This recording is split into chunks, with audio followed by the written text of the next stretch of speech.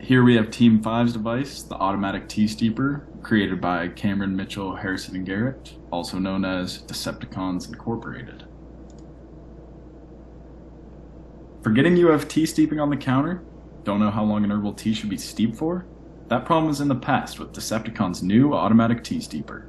This little device helps you set a timer for your tea steeping, so you can forget about it, and then reminds you at the end when it's done using a calming audio. So for our design, we wanted something that was attractive, reliable, useful, and convenient. And then we needed it to lift the tea bag, have a timer, and we wanted it to lower the tea slowly so it doesn't splash you. And then our constraints were we didn't want it to melt due to the heat of the tea. It needed to be safe to not injure you, and we wanted it to fit multiple sized mugs and cups. Material selection for this was designed around heat and stress constraints. We needed it to not deform due to steam and heat, and it really needed to support its own weight and that of the tea bag as well. And then the upper housing was designed to fit around the chosen electronic components, which were a battery, a motor, a PCB, and the winch and gear system. The software subsystem was designed around functionality requirements. I used Java to mimic the whole piece working, and it will later be made into a language specific to work with the electronics to include the buttons and mechanical pieces.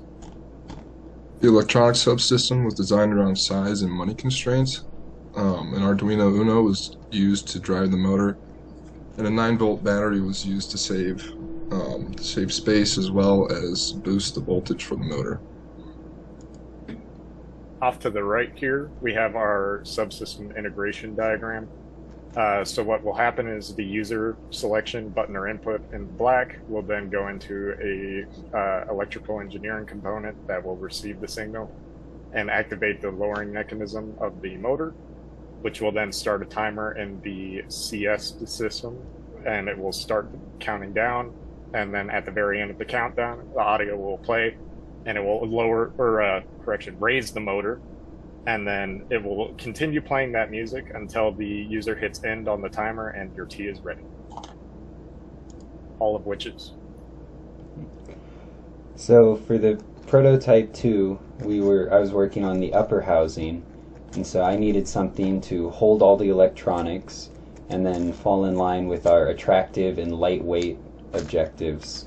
We also wanted something easy to disassemble for cleanability, and something that was small so it wasn't going to make it unstable.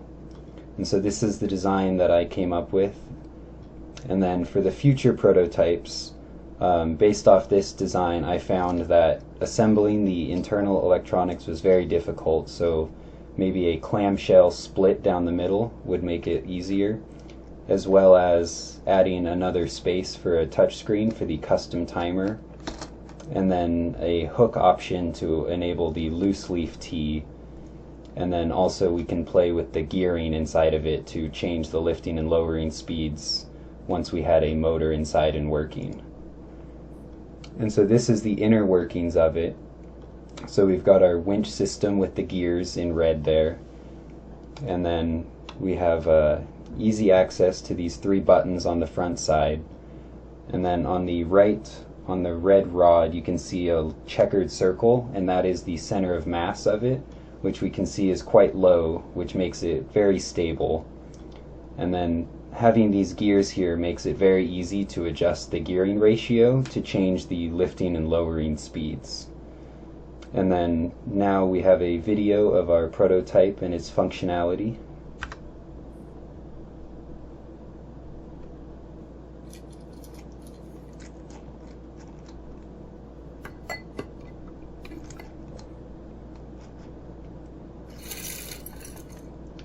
And that gear on the right here was just to make it easier to wind up manually, since we didn't have a motor or electronics fully installed yet.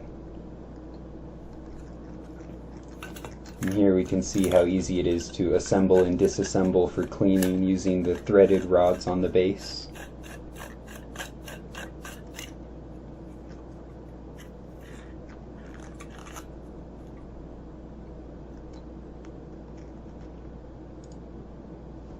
Material selection. IPT2 was made from PETG filament, which was really good. It was a better direction for us than Prototype 1 as it has a high heat resistance and good thermal stability. Its extrusion temperature is between 428 and 500 degrees Fahrenheit, so it will not melt even over the hottest cups of tea. And it's quite a bit easier to print than other sturdy filaments like ABS, and it doesn't have any toxic fumes associated with it. It's very chemically similar to the plastic that water and soft drink bottles are made from, so it's definitely food safe, and it's also recyclable. And as you can see, as compared to PLA, and it just has an overall better strength, stiffness, durability, and heat resistance. Part quality drops a little bit, but we still found that it was good enough for our models. And here we ran through some stress and displacement simulations for our model design. And as you can see, neither the stress or the displacement exceed maximum values, so there will be little to no deformation. And stress concentrations are greatest at the abrupt changes in geometry, such as the sharp edges and radius, which you would expect, but this still shouldn't be an issue. And moving forward, we would still use the PETG filament, as we found that this would be the best for our models, and it works well for what we have going on. So for Prototype 2 electronics, we opted for a 9-volt rechargeable battery, like the one shown below. That specific battery has a 1-hour charge time and can be charged with the micro USB or USB-C. And this was mainly to drive the small waterproof 9-volt motor. With the with a smaller rechargeable battery, it wouldn't give it enough voltage to drive the motor itself. Along with that, we implemented a custom time input, which it didn't have before. And this doesn't directly communicate with the UI, although it will read what is written into the UI and take that number and alter it so it works for the Arduino. And we kept the reset after every brew for safety, so if you end up taking the device off of your cup and accidentally hit a button, it won't re-drop the tea bag and possibly burn you or spill. The motor is driven by an Arduino Uno powered by a 9-volt battery. The Arduino has been coded with 4 inputs, one for light, one for medium, one for dark, and one with a custom time. To show that, I'll click the light brew. It holds for 5 seconds just for this demonstration, and then comes back up. To do anything else, you have to hit the reset button. To show the custom time, I will enter in 1 into the serial monitor, which drives the motor and holds it for 1 second.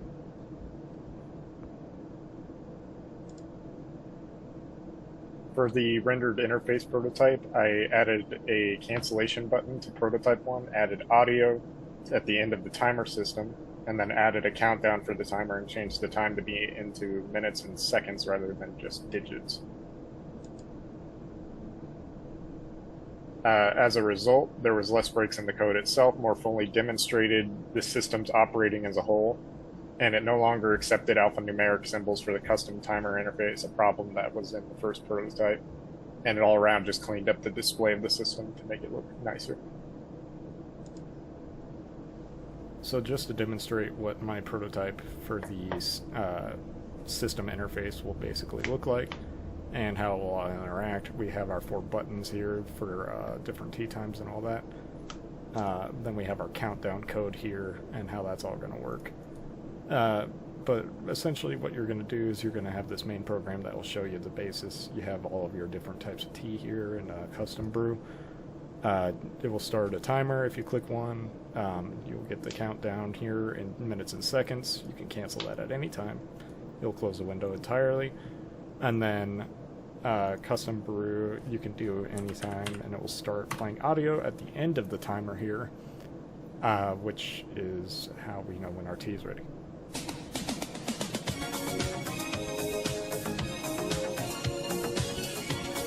So obviously song is just kind of a joke for this presentation, but figured it would lighten the mood a little. And then, but it will get changed at a later point, and that's basically how it's all going to look and operate within the system itself. Hope you enjoyed. So just